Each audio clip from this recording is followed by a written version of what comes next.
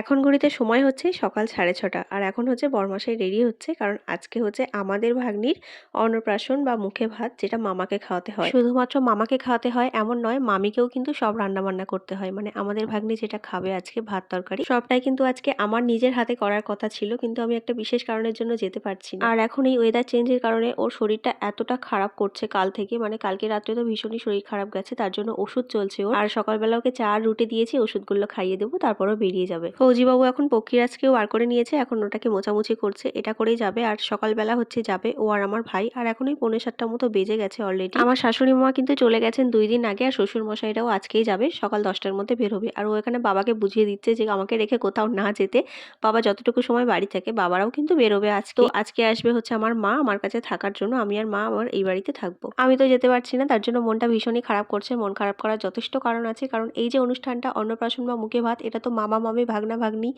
এইগুলোই হচ্ছে main character বা সদস্য বলা যেতে পারে। তো সেখানে আমিই যেতে পারছি না, শুধু ওর মামাকেই যেতে হচ্ছে।